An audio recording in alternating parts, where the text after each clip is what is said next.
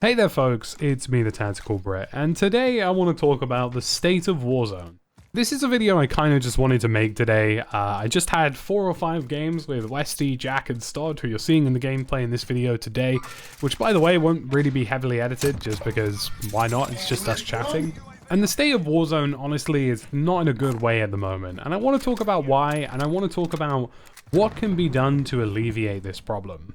There are a couple of issues in the game right now that are just absolutely clattering the game, and when combined with things like skill-based matchmaking, make it a really awful ride for most players. Now, the big issue with Warzone, naturally being skill-based matchmaking, is that Warzone is a highly competitive environment. Even if you're a bronze player, a diamond player, an elite player, whatever it happens to be, you're ultimately still playing players of a similar caliber to you, and those players will ultimately be as skillful as you are. And in most scenarios, the average person who works a 9-to-5 job comes home every evening and has the sweatiest lobbies possibly even imaginable. So even as a streamer and a YouTuber, when I play during the day, I actually get away with it a little bit, but when I play in the evening, it's an absolute nightmare. And today we played, 4 or 5 games. It was a sweaty session as per usual, but there were just so many frustrating elements of Warzone. And it makes me think very much of Rainbow Six Siege, where in Rainbow Six Siege there wasn't necessarily anything specifically wrong with the game for a while, about a year or two after it released, but there were just lots of small minor problems here or there that ended up bringing about Operation Health. And I feel like Warzone is in a very similar situation at the moment, and there's a couple of things I want to talk about. Number one, the meta. The meta of Warzone has gotten absolutely dire. If you're not using an FFAR, you're basically dead. If you're not pushing people aggressively up close with FFAR, you're dead. If you get rushed by multiple people with FFARs, you're dead. It's just not an enjoyable environment at the moment, and basically it's FFAR, Car 98. If you don't use the FFAR and Car 98, you're probably using FFAR and AUG, or you're using the FFAR and an LW3, and it's this really awful meta of just being killed by the same things over and over and over again. And there's just no variety of gameplay in there. It's not creating interesting engagements, it's just lots of people bum rushing each other and praying that they don't get third-partied in the process. When you combine this with the fact that most people you come up against are relatively skillful, they know that the FFAR is the meta, then chances are you're probably only going to be exclusively killed by FFARs. And it's just this really shamelessly awful environment that I don't think is healthy for the game. And there are some other issues with Warzone that I'd like to talk about, generally speaking, that I think are really affecting the balance of the game and really affecting what this game is. And it's worth talking about this within a competitive terminology, because ultimately, with SBMM, Warzone is a competitive game. There is no denying that. Even if people say, well, Warzone isn't supposed to be an esports competitive game, sure, cool, I get what you mean, but fundamentally, when you have SBMM cranked so high like you do in Warzone, you have to treat it as a competitive game of this level. And with that, there are some key issues in Warzone right now that are huge problems. Some of these are going to be controversial to some people, but they make sense. Number one, stopping power. Why is that in the game? You absolutely can't counter stopping power in any way, shape, or form. The recoil it adds to weapons is very minimal, and it ultimately means that you randomly get killed by players, even if you out-aim them or outshoot them. They just happen to have double damage. And the only way you can tell somebody has stopping power is red tracers.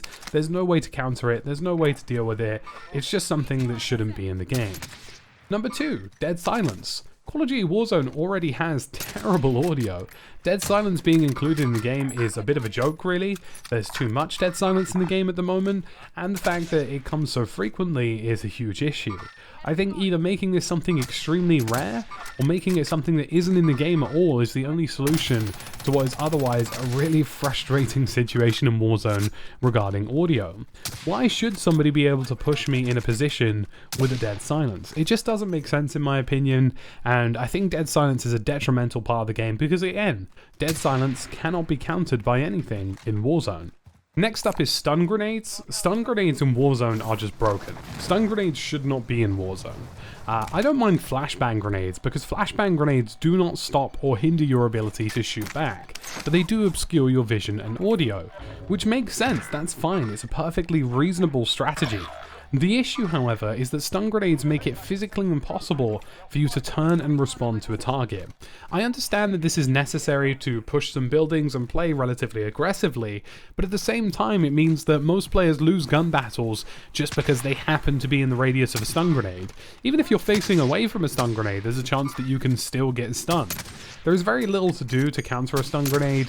It seems to me to be a very cheap way to get kills, and I don't think it should be in the game. Flashbangs, absolutely. Even things like, I don't even know, like an EMP grenade, or, you know, grenades that generally speaking obscure vision or sound, like gas grenades. Those are fine. It's just the inability to shoot back that stun grenades cause that I think is an absolute mess.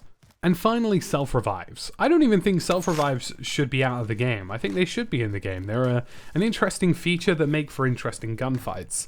But the hit markers, or the sound of the hit marker, when I hit somebody with a self-reviver should be different from a regular sound, or a regular hit marker.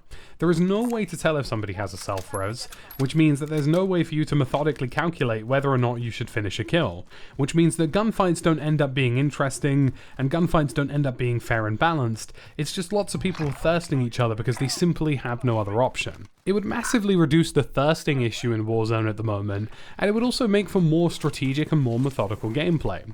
So these are just some of the issues that I've come up with at the top of my head, but there's so many more, so many issues regarding Cold War's weapon integration, which all have horizontal recoil, and the bigger issue I think at the moment is the prevalence of monolithic suppressors, GRU suppressors, and agency suppressors. There is no point using any other attachment in Warzone right now.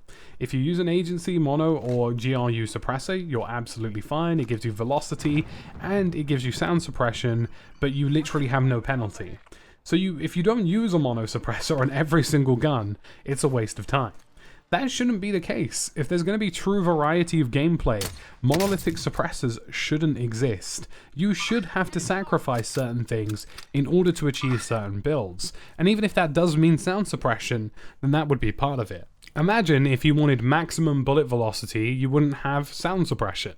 Then that means you appear on the map, which means the dynamic of Warzone becomes more aggressive because people are having to make trade-off situations based on what they do prefer and what they feel is necessary. To me, at the moment, Warzone is in an okay space. You know, it's not bad, but it's not great either. There's so many balancing issues within the game and so much randomness surrounding things that happen in gunplay scenarios that it can become a truly frustrating experience. One game you get killed by a dead silence, another game you get killed by stopping power, another game you get killed by a full team of FFARs. It becomes a very repetitive and very infuriating experience that does need to change. So folks, that's about it for this video today. Let me know what you think in the comment section down below, and as always, thank you for watching, and I'll see you in the next one.